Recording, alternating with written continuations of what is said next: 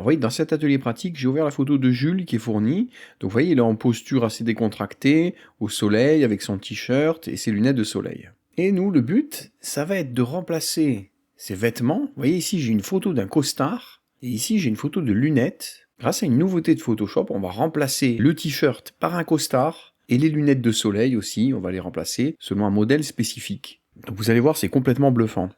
Donc, je commence par le costard. Alors, je vais aller chercher un outil de sélection. Alors, moi, j'aime bien prendre l'outil de lasso polygonal, qui me permet de faire des lignes. C'est plus rapide que le lasso normal. Donc, je vais dessiner la zone potentielle du costard. Ok, donc je vais vraiment cliquer et dessiner la zone potentielle. Donc, je prends un peu de marge, je clique tranquillement. Évidemment, c'est un costard manche longue. Donc, il faut que je prévoie la zone de la manche. Il faut vraiment que je m'imagine rajouter le costard, donc remplacer vraiment toute la zone du t-shirt. Je peux dépasser, de toute façon, c'est vraiment la zone d'action que je dessine. Donc tout ça, on veut remplacer. Ici, je dépasse à peine. Là, attention aux couleurs qui sont diffusées. À la limite, je peux un peu dépasser. Voilà. Et ici, on va aller jusqu'à la manche ici. Évidemment, le costard, il va aller ici, il y a une manche. Et je dessine la zone du costard. Voilà. Donc j'ai utilisé le lasso polygonal pour définir la zone de remplacement. Alors maintenant, je vais aller chercher le remplissage génératif. Donc dans le prompt, je lui demande que je veux un costard. Là, je tape costard noir. Voilà. Et là, la puissance, c'est ça. C'est cette petite case ici, image de référence. Donc utiliser conjointement une image de référence et un prompt pour générer des images plus spécifiques. C'est-à-dire qu'on va donner un cadrage à l'intelligence artificielle. C'est ça qui est fort. Donc je clique sur le petit bouton et je vais choisir mon image de référence qui va guider, qui va cadrer le prompt. Donc là, je vais choisir, comme je vous disais, l'image du costard. Voilà. Donc lui, il faut qu'il plaque le costard sur cette sélection. Donc je clique sur générer et c'est parti. Il va me proposer 3 variantes. Et je vais choisir évidemment la meilleure variante. Vous voyez, il y a un calque qui est créé, on va voir ce que ça donne.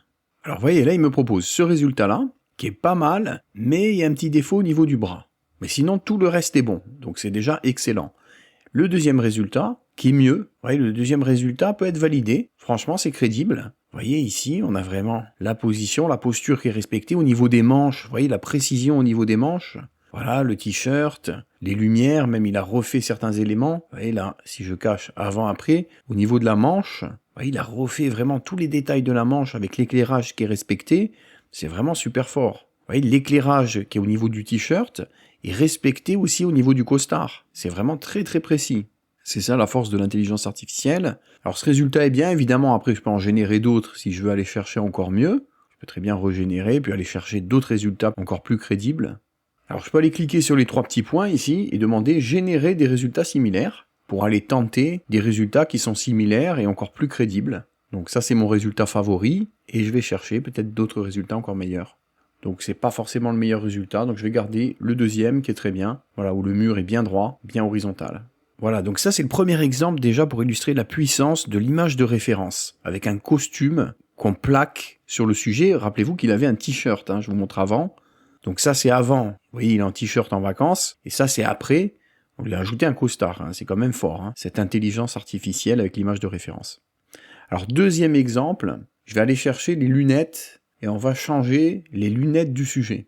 Je vais zoomer un peu Alt molette ou Option molette sur Mac, on voit bien la marque de la lunette, donc on va les remplacer par des lunettes Carrera. Voilà, donc je fais une sélection au plus près du sujet pour qu'il modifie pas trop la forme du visage du sujet. Je veux quand même préserver le visage du sujet. Donc j'essaye de pas trop déborder sur le sujet, toujours au lasso polygonal, vous avez remarqué. J'aime bien le lasso polygonal et il est très précis. Donc là je fais remplissage génératif, et là je vais demander lunettes de soleil, mais pas n'importe lesquelles. On va aller chercher l'image de référence conjointement au prompt pour générer des images très précises, très spécifiques. Donc je clique, je vais choisir l'image et je vais demander les lunettes Carrera. Je génère les visuels.